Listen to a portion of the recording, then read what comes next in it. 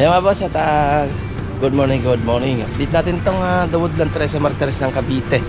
Ayan yung ating dito nga lang grills, and then yung ating pininturahan na sa steel matting para sa ng fence. Okay, mamaya punta natin yung Block 51 naman mga boss. Check natin yung Block 51 ng Jasmine. Let's go.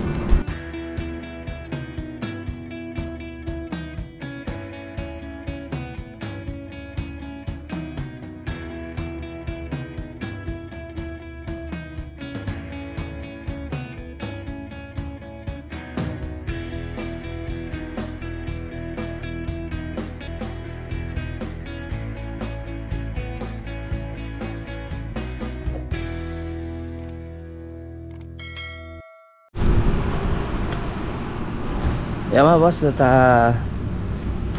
The Woodland 13 Martires na Cavite. Tignan natin ito. Kamulan na naman, oh. Buhay na yung kamatis. Ito, kabit na yung grill. Sasain na lang naman. Kabit na. Hindi, kunting hasa na lang. And then dito, ito, kabit na rin naman. At ginagawa na lang ng iba. And then nasain na lang naman ito. Okay. Ito naman, napinturahan na. Okay na siya. Napinturahan na rin naman yung ating dito. At additional ng fence na steel matting. Okay.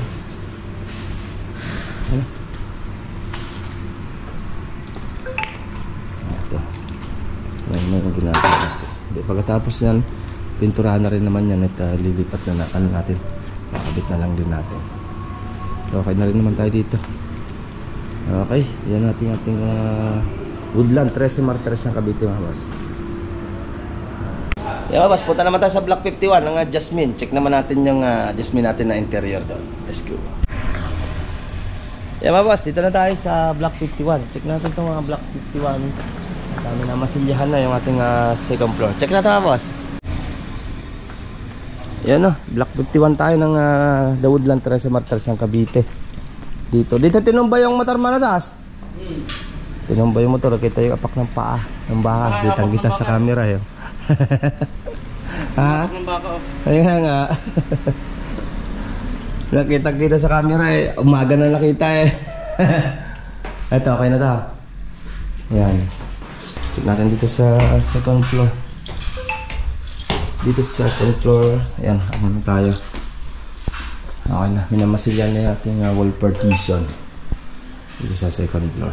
Okay, ito PVC naman to. At PVC din naman to. Okay?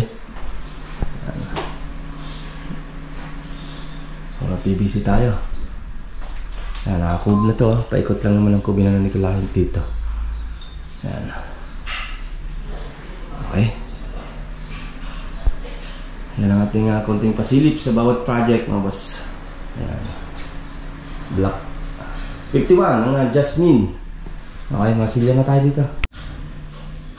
Yan mga boss, yan ang ating konting update sa ating project dito sa The Woodland 13 Martires ng Cavite. Yan, at we partition na tayo. Masilya na tayo dito sa floor. So nalagyan natin ng manhole dito. Hindi kasi umakyat ang tao dyan. Yan o. Okay, hindi yung talakaw na. Masilya na lang din naman. Okay, kaya next update ko na lang ulit kayo sa ibang project natin mga boss. Okay, hanggang dito lahat. Ingat-ingat tayo mas. Bye-bye. Ito pong J. Uragon Vlog, napakaganda po ng channel na ito, no? Tungkol po ito sa construction. Actual construction po ang channel na ito, no? Pag pinanood nyo po ito, panalo po kayo sa channel na ito.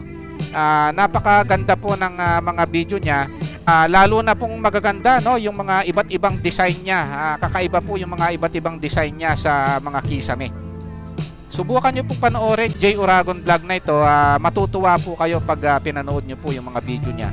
Maraming salamat po.